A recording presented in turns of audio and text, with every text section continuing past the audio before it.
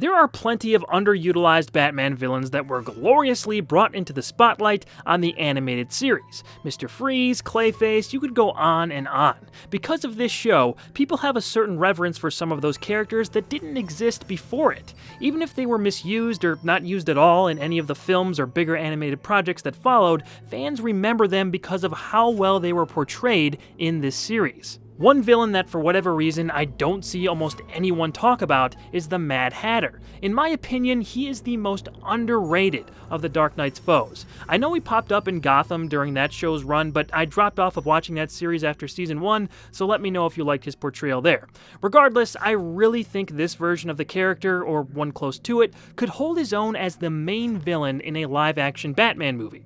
Admittedly, it would have to be super weird, but personally, I would love to see that one day. I know there are rumors he'll show up in the Matt Reeves Batman movie, but with all the characters already confirmed to be in it as of this recording, it doesn't sound like he'll be one of the main villains. Time will tell on that, I guess. But Matt as a Hatter and another upcoming episode made me a big fan of this guy. Jervis Tetch is a scientist at Wayne Enterprises who specializes in work related to using microchips to enhance the brain's potential. He even has a device that can allow him to control the brains of his lab mice. Tetch is an eccentric man obsessed with Alice in Wonderland and has romantic feelings for his secretary, coincidentally named Alice. When she breaks up with her boyfriend Billy, Jervis decides to try and sweep her off her feet with a night on the town. To impress her, he uses his microchip technology to control the people they interact with, including influencing a couple muggers to jump off Gotham's massive bridge.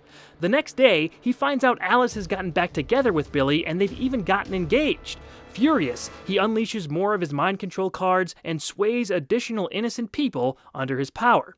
After saving the muggers from jumping off the bridge and discovering their mind control devices, Batman suspects Tetch is involved. Now he has to go through a twisted wonderland of his own to find Alice and stop the Mad Hatter.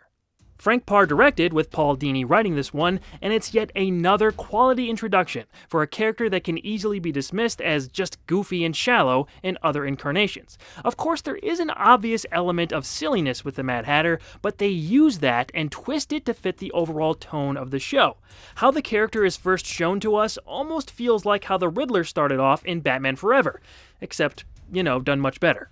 You can place him in the tragic villain category if you want, but Tetch isn't quite like those characters. We aren't shown anything to directly correlate some tragedy to why Jervis acts the way he acts. We're kind of left to put the pieces together ourselves, and I like that. We definitely sympathize with him as this awkward outsider who can't seem to say the right things, but I think a lot of his pitying character qualities are showcased in his voice. Oh, what could a beautiful girl like her ever see in someone like me? How could I impress her? He could flip from sad to creepy on a dime, and does so several times in this episode. Will you, won't you, will you, won't you join the dance? Almost got a Nicholson Joker vibe in that scene too, with the dancing and music. Tetch was voiced by the late Roddy McDowall, who also played the Bookworm in the '66 show, and even read the novelization of the '89 film for the audiobook. On its chest, there was a yellow oval that seemed to glow with a light of its own, and in the middle of that oval was the black emblem of a bat. "Don't kill me," one of the crooks pleaded. What are you?" the other one asked. "The Batman." His unique voice was likely the best thing about this interpretation. He could read any line and give it several possible meanings. Curiouser and curiouser. Mind control is also a great storytelling element for Batman to fight against. Feeding off your brain? Well, yeah, that doesn't count. I just feel like all the components are there to make him one of the top big baddies. Hopefully in the future, someone can come up with a story to exploit Hatter's full potential.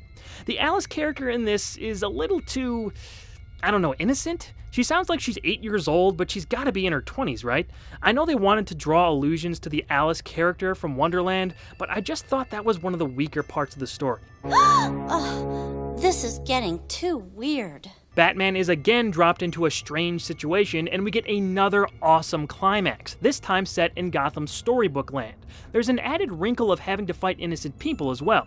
Tetch doesn't have any henchmen. He uses blameless individuals that he's controlling with his headband, so getting around that was a compelling obstacle to see Batman overcome. The rest of the finale in the card maze was great too. Using the Jabberwocky prop was a smart idea. Outside of the main story and characters, Shirley Walker's Mad Hatter theme sets us in the mood for something odd and aberrant. The episode ends on a poignant note from Hatter and ties everything up in a nice, melancholy bow. We'll see you next time. Until then, take it away, Batman.